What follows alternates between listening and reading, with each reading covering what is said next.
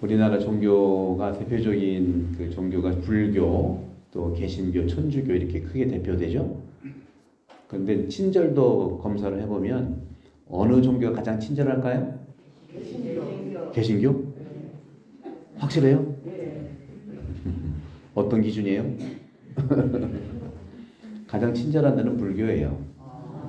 가면 밥도 주고 또 그 친절한 거죠. 그렇잖아요. 그러니까 밥도 주고 또 사찰 재워줘요. 네. 사찰 안에 들어가지 못하게 하는 거는 거의 없어요. 물론 국립공원은 돈 내서 그렇지 사찰을 위한 건 아닌데, 두 번째는 개신교가 또 친절하죠, 그죠? 근데 어디가 가장 까칠할까? 어디가 까칠해? 진짜? 태안만 빼고. 왜 그럴까요? 왜 그렇겠어요? 네, 한번 고민해 보세요. 네, 뭐 제가 정답 줄 수 없고 왜 그럴까 한번 돌아보면 되는데, 오늘 일독서에서 히브리서 바울 사도가 그런 말씀하잖아요. 손님 접대를 소홀히 하지 마라. 그죠? 네. 손님 접대하다가 천사 접대도 할 수 있다. 그런 여러 말이 있는데, 바로 이 친절하다는 것은 바로 하느님을 닮았다는 거고, 우리가 경험 때문에 그런 것도 있어요. 내 경험이 친절했다가 뒤통수 맞은 경우 있으니까 그 경우에는 이제 이해는 하지만, 전반적인 우리 종교의 친절감은 본당 환경도 그렇고 단체의 특성도 그렇고 여러 가지가 있지만, 말씀을 만나면 친절함이 생겨요. 왜? 예수님이야말로 나는 온유하고 겸손하다고 그랬잖아요. 따뜻하다고 그랬잖아요. 그죠? 예수님은 따뜻한데 교회가 추울 수 없지 않겠습니까? 항상 아시지만 인도의 간디도 나는 그리스도를 너무 좋아하지만 그리스도인들은 안 좋아한다고 그랬어요. 왜 그럴까 이게? 제가 볼 때는 여러 가지 이유가 있지만 복음대로 살라고 하는 그런 우리들의 어떤 사명이기도 해요. 복음대로 안 살기 때문에 그러시지 않은 거 아니에요? 그 제도, 우리 단체를 위하고 내 신앙을 위하고, 내 신앙을 위한다는 건 좋은 거죠. 근데 내 신앙만 위한다는 것은 친절함이 없을 수 있어요. 그렇죠? 그런 기준들이 있어야 되는데, 오늘 복음에 보면은 세례자 요한 죽음에 대한 기억을 돌아보는 거죠. 예수님이 이제 너무 유명해지니까, 소문이 나니까 사람들이 이런 사람이 소문이 나니까 헤로데가 자기가 죽인 세례자 요한이란 말인가? 도둑이 어떻게 한다고 그랬어요? 재발절인다고 그랬죠. 그죠? 그렇게 해서 오늘 17절부터는 세례자 요한이 죽게 된 과정을 자세하게 이렇게 기록하고 있어요. 여러분 보시기에 오늘 복음을 들었지만 세례자 요한의 죽음이 어떻게, 정말 요즘으로 얘기하면 죽음은 죽음인데 앞에다 뭘 붙여도 돼? 그렇죠. 개 죽음이라고. 왜 개를 붙이나 몰라. 어처구니 없는 죽음 아니겠어요? 근데 세례자 요한의 죽음을 여러분 어떻게 생각하세요? 이런 죽음을 보셨어요? 이런 유사한 죽음 보셨어요? 어처구니가 없죠, 그죠? 바로 세례자 요한의 죽음은 예수님의 죽음을 그대로 예표하는 거예요. 예수님도 어처구니 없이 돌아가신 거거든요. 세례자 요한은 그래도 이렇게 자세하게 이렇게 이유가 돼 있지, 예수님은 전 공생활이 다 이러한 모습의 표징들이 드러나는 거. 그래서 세례자 요한은 항상 예수님을 준비한 선구자고, 죽음도 이렇게 예수님 전에 모습을 드러낸 건데, 바로 구체적인 현실 속에서 이 헤로데라는 사람은 정말 요한을 이해한 사람이에요. 이 헤로데의 표현 보세요. 그렇죠? 그런데 헤로디아는 앙심을 품었다고 그래서 앙심. 그러니까 여성들 앙심 품게 하면 안 돼. 우리나라 말이 그런 말이 있죠. 온유월에. 근데 그 말이 맞는지는 모르겠어요. 나온 이유는 있겠지만, 그래서 헤로데는 정말 그 세례자 요한이 의롭고 거룩한 사람을 알았다는 거죠. 두려워해서 보호도 해줬어요. 근데 왜 이렇게 됐냐 이거야. 헤로데의 문제는 뭐예요? 문제는 늘 허영심과 자기 과시에 항상 노출되어 있고, 세례자 요한이 의롭고 거룩하면 뭐예요? 자기 과시가 먼저인데. 분명히 이것은 어떤 이유가 있습니다. 자기 결핍에서 모든 게 나오게 되어 있어요. 저는 이제 학교에서 신학생, 신부가 되겠다는 분들, 이제 우리 신학생 면접할 때 가장 마지막에 이제 총장이 하거든요. 혼자 해요, 혼자. 그 전에 이제 신부님들이 같이 이제 공동 면접을 하고, 그때는 신학생들이 후보자가 굉장히 떨어요. 신부님이 몇 명가 여러 명이 있으니까. 그다음에 마지막으로 저한테 와서 이제 저는 다른 거 안 물어봐요. 이렇게 가족 관계 보면서 할머니하고 할아버지랑 살았으면 많이 그래도 합격을 시켜요. 사람 받은 사람이 결핍이 많이 없거든. 여러분도 인간관계 속에서 조금 성격이라든가 이것이 좀 이해가 안 되는 사람이 있다면 대부분은 결핍에서 오는 거고요. 나이가 들어도 이것이 안 고쳐진다? 깊은 결핍에서 있었던 거라고 이해하시고 도와줄 수 있으면 좋다는 거죠. 사람은 늙어간다는 것은요, 하느님을 찾는 그러한 길에 있다는 걸 얘기합니다. 늙었다는 게 어떤 뜻일까요? 늙었다? 여러분 젊은이 좋아해요? 늙은이 좋아해요? 한국 사람들은 나이 얘기하는 게 아니에요. 늙은이는 늘 거기에 있는 사람이에요. 늘 그곳에 있어요. 성당에도 늘 거기에 계시고 집에도 가보면 늘 거기에 계시는 분이에요. 젊은이는 뭐예요? 저 멀리 향해 달려가는 사람이에요. 우리나라 말이 그래. 그러니까 여러분 우리나라 말을 깊이 보시면 성경하고 거의 똑같아요. 그러니까 선교사도 없이 스스로 우리가 그리스도교를 받아들였죠. 이건 대단한 그런, 우리가 우리를 알면 놀랄 거예요. 우리가 우리를 더 알면 더 놀랄 거예요. 근데 우리 젊은이들은 특징이 뭐예요? 힘이 있잖아요. 그죠? 힘이. 늙은이들은 뭐가 있어요? 지혜가, 아니, 힘으로 얘기하면 힘은 없잖아. 근데 늙은이들은, 늘 거기에 있는 분들은요, 힘은 조금 젊은이에 비해서 부족할지 모르지만 지치지가 않아. 이게 굉장히 중요한 겁니다. 지치지 않아. 끊임없이 기도하고 끊임없이 그 자리를 지키시는 분이에요. 젊은이들은 힘은 있지만 요새 하도 힘들어가지고 번아웃 됐다는 말 아세요?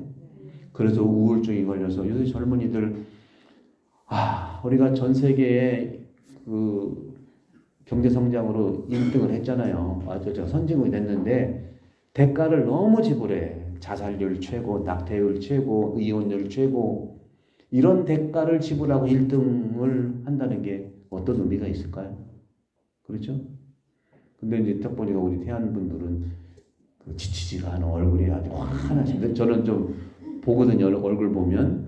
물론 마스크 보면 달라질 수도 있지만. 표정들이 좋아. 표정들이 아주 너무 좋으세요. 그래서 행복은 뭐냐? 행복은 뭘까요? 돈일까요? 아닌 건 아니에요. 있긴 있어야 돼. 그죠? 네, 너무 빈곤해도 이게 너무 힘들잖아요. 그죠? 돈이, 그래도 오늘 제1독서에도 돈 욕심에 얽매여 살지 말라고 그랬지, 돈 없이 살라고 그런 건 아니에요. 그렇잖아요? 가진 것으로 만족해서 나누고 살자 하는 건데, 행복은요, 어느 정도 돈이 있어야 되지만 돈이 엄청나게 많다고 행복합니다. 오늘 권력도 마찬가지예요. 오늘 헤로데 권력자, 소위 임금이라고 하고, 그렇죠? 가정생활에서 동생 또 부인을 또 취하고, 또 그 딸한테 자기가 직접 못하니까 앙심을 품어가지고 자기는 직접 하는 게 교사범이잖아요. 시켜가지고 또 허영심을 잘 알아. 헤로데 허영심과 자기 과시를 잘하기 때문에 약속하게 해가지고, 보세요. 헤로데 이 성격을 보세요. 헤로데 뭐예요? 원하는 건 다 준대. 어떻게 그렇게 다 줄 수 있어요? 그죠? 자기의 결핍에 해당되는 표현들이라는 거죠. 공격성이 대단하고, 이 헤로디아는 공격성이 대단해요. 어떻게 해서든지 저놈을 죽여야 돼. 그러면 무슨 수를 써서라도 죽여. 이게 이제 분노. 보통 우리가 우울증이라고 하는 것은요, 어떤 것이 우울증이냐면은 희망이 없고 힘이 없어요. 그 증상은 몸에 기력이 빠질 때 그게 우울증이에요. 그러니까 증상은 몸으로 나타나요. 그 원인은 몸이 아니고 원인은 되게 마음이에요. 그래서 이 우울증이라고 하는 것은 기력이 빠지고 매일매일 살아갈 힘이 없어요. 그 증상이 나타나. 근데 원인은 몸에 있는 게 아니에요. 몸으로 나타나지만 그것이 바로 마음에서 온다는 거죠. 마음을 들여다봐야 된다는 거예요. 그러려면 누구 도움을 청해야 돼. 내 마음 나도 몰라 노래도 있잖아요. 그죠? 그럼 분노는 오늘 헤로디아가 분노인데 앙심 품었다는 분노는 왜 일어나죠? 여러분 아까 우울 증세는 없는데 분노는 있다고 그랬지. 여러분 언제 분노가 일어나? 언제 일어나? 하고 싶은 거 막 할 때 분노가 나요. 그리고 분노는요 복잡할 때 짜증이 난다고 그러잖아. 짜증은 그래도 좀 괜찮아. 짜증은 좀 풀어주면 돼. 내가 짜증인지 분노인지 이것도 좀 구별할 필요가 있어요. 그러니까 이 분노라고 하는 것은 자기가 하고 싶은 것을 가로막고 그리고 복잡하고 그럴 때 공격성으로 드는 누군가를 공격을 해요. 여러분들 공격성 없다고 그러죠? 다 있어요. 뭐 예를 들어서 A가 이렇게 얘기하면 좋은 말로 하지만 그건 난 이렇게 생각해. 그것도 공격적인 거거든. 되게 저는 뭐 다 그런 건 아닌데 한국 태아는 제가 잘 못 들었어요. 근데 한국 분들은 되게 누가 말하면 그게 아니고로 시작해. 그게 아니긴. 그게 아니라고 생각하는 말하는 사람이 되게 많아요. 그리고 되게 솔직히 말해서 이런 말을 많이 해. 어차피라는 말을 많이 하고 이거 좀 내려놓은 게 좋아. 그것도 하나의 자기 결핍에서 나와. 안 믿어주니까 솔직하게 말한다는 그 다음 말은 다 부정적이야. 내가 너 솔직하게 말해서 그럼 하지 마. 그거거든요. 자기의 그런 결핍에서 나오는 거예요. 너무 세. 솔직하게 말해서 이런 말은 안 하려고 했는데 그럼 하지 말라니까. 나도 모르게 자기의 공격성이 나 너 공격한다고 하는 게 아니거든요. 인간관계에서. 그리고 자기 주장하는 게 있어요. 그건 다 자기가 경험했던 것 때문에 그러는 거예요. 그리고 생각 때문에 그래요. 그런 점에서도 바로 분노나 우울증은 몸의 증상을 잘 알아야 되고 그다음에 마음의 원인을 알면은 어떻게 보면 쉽게 고칠 수 있어요. 그거 안다는 게 뭐겠어요? 모든 것의 이 행복의 기준은 여러 가지 환경, 돈이 있지만 관계 안에서 안정감입니다. 안정감이 행복의 기준이고 건강의 기준이고 안정감. 내가 볼 때는 우리 태안분들 되게 안정감이 있어. 왜냐면 반응이 좋아. 뭐 강론하면 까르르라고 웃어요. 별거 웃을 것도 아닌데 까르르라고 그게 너무너무 행복하고 건강한 분들이에요. 제가 수녀원에 가면요. 수녀님들이요. 별 얘기도 아닌데 웃으면 까르르 난 지금 수녀원에 와 있다 그래요. 근데 남자들은 안 웃어. 네가 한번 해봐라. 얼마나 잘하나 보자 이래. 왜? 근데 남자들이 이해해줘야 돼. 세상에 지쳐서 그래. 이렇게 이해를 하면 많이 알면 많이 이해할 수 있어요. 너무 길어진다. 그죠? 짜증이 날 수 있어. 그래서 저는 오늘 여러분들과 같이 말씀드리고 싶은 거 다 얘기했어요. 정말 말씀을 좀 만나고 예수님의 마음을 만나면 안정감이 생기고요. 딱 한 가지 안정감이라고 해서 편리함만 추구하지 마세요. 편안함이 중요하지 편리함은 우리한테 독이 될 수 있어요. 그러니까 어느 신부님들이 얘기했을 때 단편적으로만 이제 들을 수도 있는데 왜 그럴까를 곰곰이 가슴에 품고 생각할 수 있다는 거죠. 똑같아 가정도 그렇고 현대는 너무 편리함을 추구하기 때문에 편안함이 없어질 수도 있어요. 그래서 이게 이제 식별인데 그렇기 위해서는 우리가 복음을 중심으로 해서 복음은 내가 나를 바라보는 거울이다 생각하시면 돼요. 여러분 화장할 때 여러분 거울 자세히 보잖아. 화장하면 할수록 거울이 많이 필요하다. 네? 남자분들도요 면도할 때 거울이 필요해요. 아니면 다 비어 이게. 오늘 주님께서 말씀하신 이 내용과 어처구니 없이 돌아가신 세례자 요한 예수님의 모습이고 우리도 그럴 수 있다 하는 것.